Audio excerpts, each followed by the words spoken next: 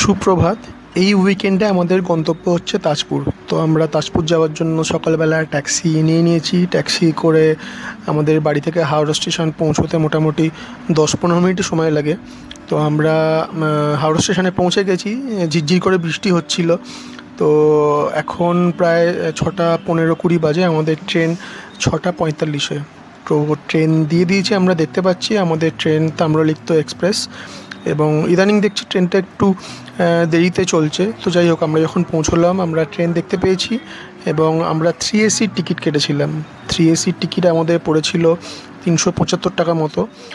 6:45-এ train ছাড়ার কথা, but ছাড়লো দেখুন প্রায় 15-20 মিনিট দেরিতে। তো ট্রেনটা সম্বন্ধে বলি, এটা দীঘা পর্যন্ত যায়, কিন্তু আমরা নামবো রামনগরে। রামনগর থেকে তাজপুর কাছে হয়, দীঘার আগের স্টেশন রামনগর।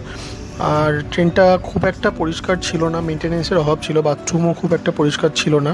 এবং এই ট্রেনে প্যান্ট্রি আছে, তো ব্রেকফাস্ট যদি কেউ না করে আসেন এখানে পেয়ে যাবেন। তো মোটামুটি আমরা একটু লেট করেই পৌঁছে গেলাম রামনগর স্টেশনে। ছোট্ট স্টেশন, বেশি লোকের আনাগোনা নেই। এই ফুটওভার ব্রিজ, বাট এখানে কোনো এসকেলেটার নেই। তো যারা বয়স্ক বা প্রচুর লাগেজ নিয়ে আসলে একটু অসুবিধে। সো আমরা এখন রামনগর স্টেশন, ওদিকে নামিয়েছিল, এই ওভারব্রিজ দেখা যাচ্ছে, ক্রস করে আসতে হয়েছে। এদিক দিয়ে আমাদের বেরোতে হবে। ছোট্ট ছিমছাম স্টেশন, সেরকম লোকজন নেই। এখন ঘড়িতে মোটামুটি বাজে 10:15-16, ট্রেন লেট করেছে। তো যাই, এখান থেকে আমরা 10:30 অলমোস্ট অটো বা টোটো করে আমাদের যেতে হবে তাজপুর।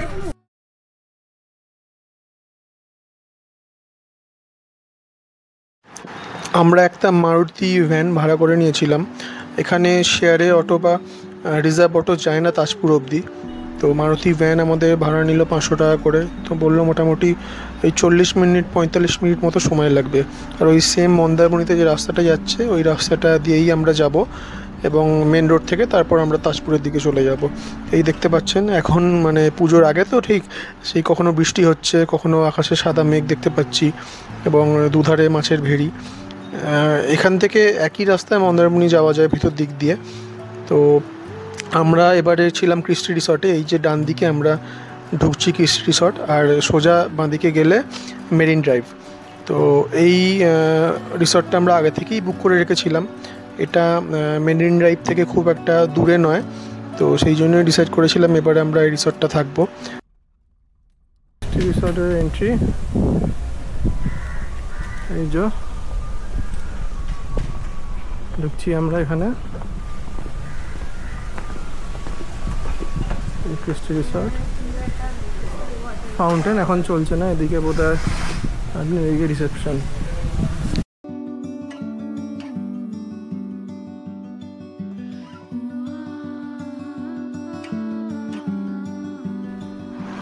তো রিসেপশনে আমরা সব প্রসিডিওর কমপ্লিট করেছি এবং আমরা রুম পেয়ে গেছি। আমাদের সুটকেস নিয়ে যাচ্ছে। তো আমরা রুম পেয়েছি দোতলায়। তো দেখি রুমটা কীরকম, কেমন কি। সো এই আমাদের 202 নম্বর রুম টুকটা দিয়ে দিই একবার। এদিকে গেলে সুইমিং পুল, আর এই যে স্নেহা রুমে ঢুকেছে। ঘরটা বিশাল বড়, বিশাল বড় ঘর। এই বেড, আর সঙ্গে কি দিয়েছে, 2 বোতল জল দিয়েছে। এখানে একটা সোফা আছে, ইন্টারকম, চেয়ার দুটো দিয়েছে, টিভি, এসি এখানে। আর এখানে একটা ব্যালকনি, খুব সুন্দর ভিউ। এদিকে গার্ডেন, কটেজ এগুলো আছে। আর এটা হচ্ছে এন্ট্রিটা।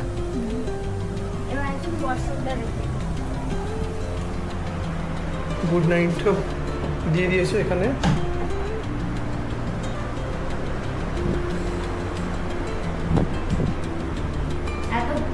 এখানে তো ড্রেসিং এরিয়া রয়েছে, ওয়ার্ডরোবের স্পেস যথেষ্ট, মানে যথেষ্ট 4 জনের। কাপ দিয়েছে, ইলেকট্রিক কেটেল, ব্রাশ, শ্যাম্পু, টি, সুগার যেগুলো থাকে। এখানে একটা ডাস্টবিন, আর এই ওয়াশরুমের সাইজ রয়েছে অনায়াসে একটা বাথরুম এখানে হয়েছে। বিশাল গিজার, হোল্ডার শুধু মানে যা সাইজ হয়েছে একটা বাচ্চা ভিজিটই হয়েছে। অনেক বড়, অনেক বড়, পরিষ্কার পরিচ্ছন্ন, বেশ ভালো।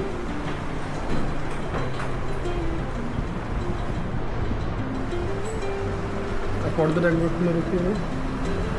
আর দেখো ব্যালকনি ভিউজ अवेलेबल, এখানে বসে দারুণ লাগে। সো আমরা চেঞ্জ করি, পুলে যাব, তারপর আমরা দেখাচ্ছি বাকি প্রপার্টিটা। তো আমরা এখন রুম থেকে বেরিয়ে পুলের দিকে যাব। এদিকে সুইমিং পুলে, হ্যাঁ ডাইরেক্ট মানে এখান থেকে রেস্টুরেন্ট, সুন্দর গার্ডেন এখানে। এতে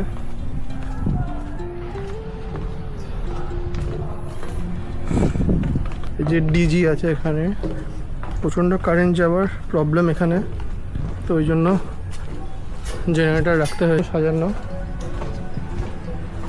একটা বাচ্চাদের খেলার জায়গা, এদিকে ওদের রেস্টুরেন্ট, তো পরে আসবো এদিকে। এখানে বাচ্চাদের খেলার জায়গা, আর এগুলো সব কটেজ এরিয়া। এখানে একটা দোলনা মতো ছোট খেলার জায়গা, সুন্দর গাছগাছালি, প্রচণ্ড মেনটেন করা, ছোটদের খেলার জায়গা, স্লিপ। আর এই কটেজ এরিয়া পুরো ওদের, নিচে ওপরে আমি রেটগুলো পরে জেনে দিয়ে দেবো। এগুলো সব কটেজ এরিয়া ওদের। Cottage, single cottage? হ্যাঁ এগুলো কটেজ, বাট আমি জানি না এগুলো সিঙ্গেল নাকি ডবলেও নেওয়া যায়। এই কটেজ এরিয়া ক্রস করার পর একটা বিশাল বড় লন, এখানে দু চারটে দোলনা আছে, বসার জায়গা আছে, এবং রীতিমতো ফুটবল খেলা যাবে। প্রচণ্ড মেনটেন, ঘাসগুলো সুন্দরভাবে ট্রিম করা, গাছগুলো সুন্দরভাবে ট্রিম করা, এবং এখানে ওপেন পার্টিও করা যাবে, এবং তারপরেই পুল এরিয়া। সো আমার এখানে অ্যাকচুয়ালি আমি ভয়েস ওভার দিতে হয়েছে, পাশে থেকে গানের আওয়াজ আসছিল, তো কপিরাইট ইস্যুর জন্য আমি এখানে ভয়েস ওভার দিয়েছি, বাট জায়গাটা খুব সুন্দর।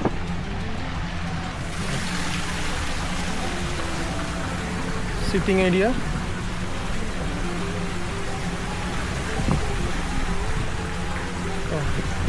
এখানে বসার জায়গাও আছে,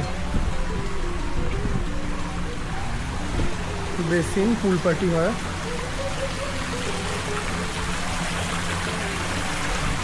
প্রচণ্ড পরিষ্কার, প্রচণ্ড পরিষ্কার। আমরা রেস্টুরেন্টে ঢুকছি এখন। রেস্টুরেন্টটা খুব সুন্দর সাজানো, আর এইটা একটুখানি দেখুন, এটা বেশ আমার খুবই লাগে এই ধরনের একটা ঝাড় বেসিন এখানে, আর এখানে বোধহয় বুফে ব্রেকফাস্ট বা কিছু হলো। আর এখানে খাবার আগে থেকে একটু অর্ডার দিয়ে যেতে হয়। টাইমিং হ্যাঁ, মোটামুটি 40 মিনিট, 8 ঘন্টা আগে অর্ডার দিয়ে গেলে তাহলে আপনারা খাবার টাইমে পেয়ে যাবেন। এই লাইটগুলো খুব ইউনিক, সুন্দর। মোটামুটি ইন্টেরিয়ার খুবই সুন্দর। আর এখান থেকে আপনার বাইরে তো গার্ডেনটা দেখতে দেখতে ফুল গার্ডেন এরিয়াটাই দেখা যাচ্ছে।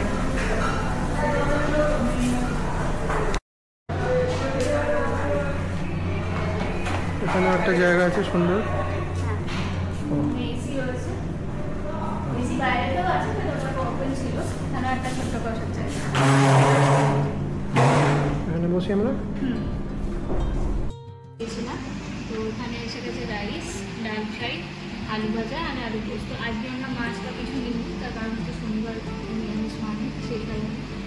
ঠিক আছে, টেস্ট করে বলছি কীরকম মোটামুটি হবে। আমরা সব কিছু এক প্লেট করেই নিয়েছিলাম, বাট খাবার কোয়ান্টিটি অত্যন্ত বেশি ছিল, মানে আমরা পুরো খেয়ে শেষ করতে পারিনি। তো কোয়ান্টিটি ওয়াইজ খুবই ভালো, দামও খুব একটা বেশি নয়। খাবার একদম তো আলু পোস্তটা খেয়ে দেখি।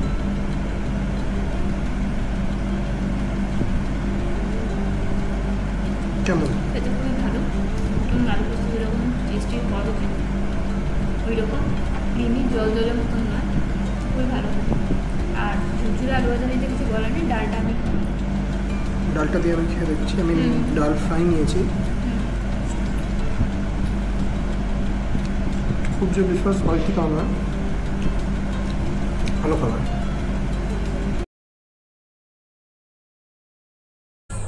তো আমরা এখন একটু যাচ্ছি বিচের দিকে।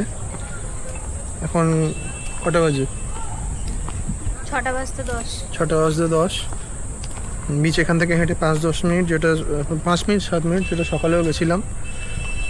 এখানে যে তাজপুর যে বিচটা, যেটা আর কি ওই বিশ্ব বাংলা বিচ যেটা বলছে, তো দেখলাম মোটামুটি সেরকম কিছু নেই ওখানে, মানে ভিডিওগুলোতে দেখলাম।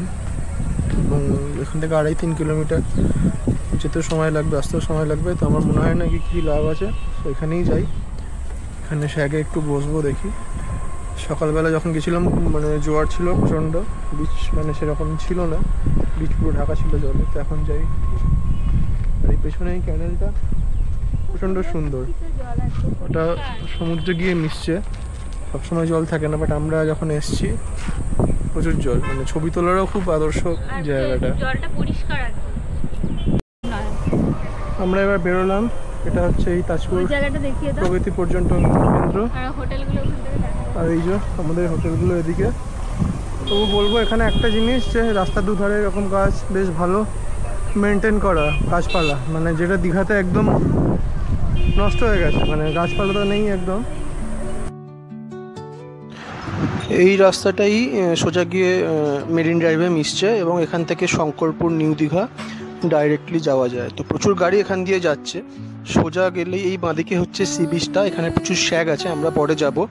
আমরা এখন সোজা যাই, একটুখানি দেখে নিই মেরিন ড্রাইভের এন্ট্রি পয়েন্টটা। তো এখানে প্রচুর ছোট ছোট দোকানও আছে, প্রচুর বলবো না, ওই গুটি কয়েক, হয়তো 5-6টা ওই ডাব বিক্রি হয়। আর এখানে এই মেরিন ড্রাইভের এন্ট্রি পয়েন্টটা আমরা বলতে পারি।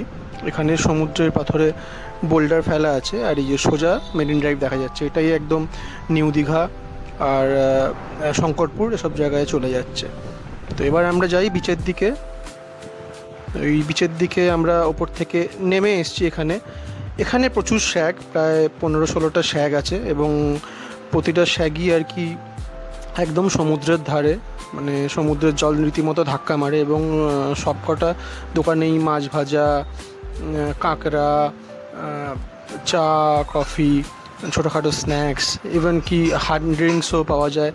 মুরগি রান্না করে দেয়, মুরগির মাংস, মোরগ, তো সব রকম সব কিছু খাবার মোটামুটি এখানে পাওয়া যায়।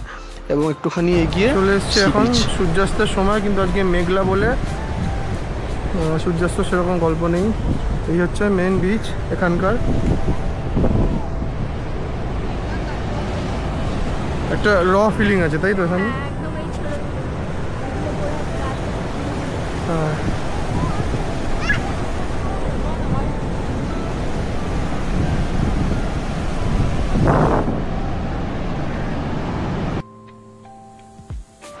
এখানে সমুদ্রের বালির থেকে কাদার ভাগই বেশি, তবে বিচটা প্রচণ্ড নোংরা ছিল। বোতল, প্যাকেট, চিপসের প্যাকেট, আরও অনেক নোংরা জিনিস পড়েছিল, এবং সেগুলো কেউ খুব একটা নজর দেয় না।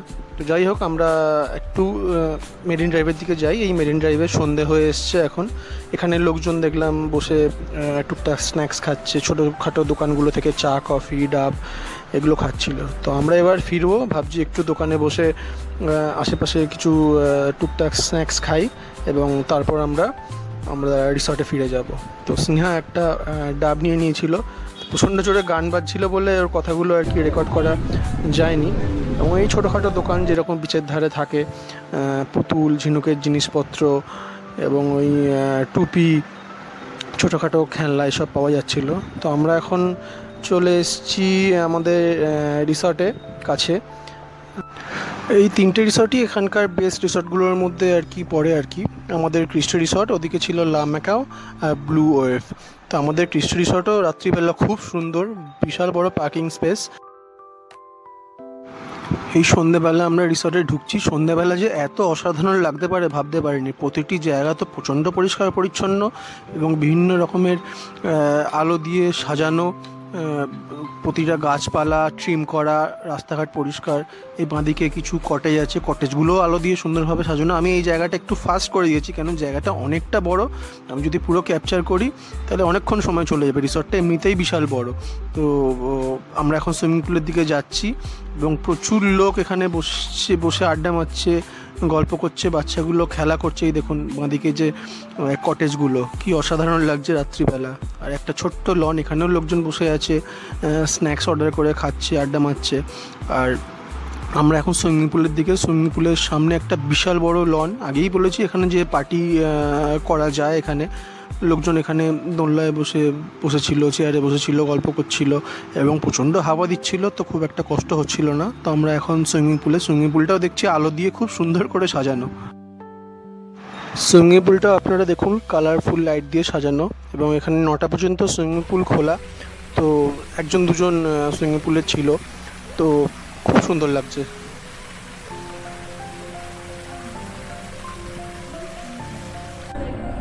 তো আমরা অনেকক্ষণ পুলের ধারে ছিলাম এবং ওখানেই খাবার অর্ডার করে খেয়ে নিয়েছি। তো আমার তখন ছবি তোলা হয়নি।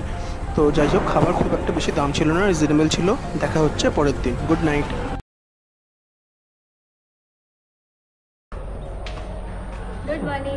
Good morning. এখানে খুব বৃষ্টি হচ্ছে আজকে সকাল থেকেই, মানে মাঝরাত থেকেই।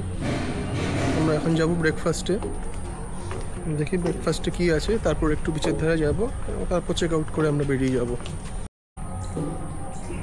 বৃষ্টি ভিজে চারিদিকে সবুজই সবুজ, প্রচুর গাছপালা, এখানে রং বেরঙের ফুল। স্নেহা এখন ভিডিও তুলতে ব্যস্ত, দেখানোর চেষ্টা করছি। আমি জানি না ধরা যাচ্ছে কিনা। সুন্দর লেবু হয়েছে এখানে। রেস্টুরেন্টে আমরা ব্রেকফাস্টের জন্য যাচ্ছি। ব্রেকফাস্টটা করে নিই।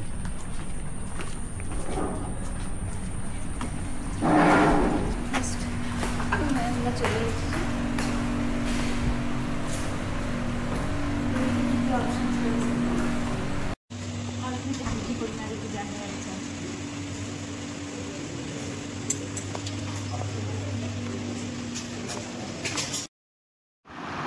ব্রেকফাস্ট ডিসেন্ট ছিল।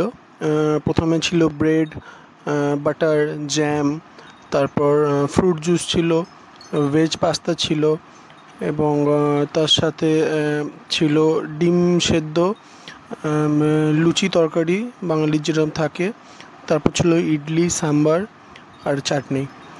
আর ফ্রুটের মধ্যে ছিল তরমুজ কাটা আর কলা। চা কফি তো এক্সট্রা ছিলই। বাইরে টিপটিপ করে বৃষ্টি পড়ছে, বড় উইন্ডো, আর এদিকে দাঁড়াই পুরো বাগান, লন, সবুজ একদম। আমরা ব্রেকফাস্ট খাচ্ছি এখন। রান্না খুব ছিমছাম এখানে একদম।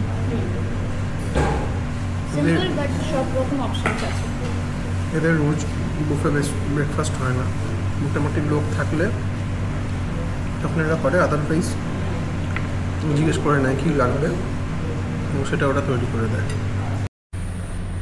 সো আমরা ব্রেকফাস্ট করে এলাম। ব্রেকফাস্ট খুব ভালো ছিল, প্রতিটা আইটেম যথেষ্ট ভালো, খুব একটা স্পাইসি নয়। আর লুচি তরকারিটা একদম মানে অসাধারণ ছিল। তো ব্রেকফাস্ট এখানে বুফে খুব ভালো। সো এখন বাইরে একদম হালকা হালকা বৃষ্টি পড়ছে।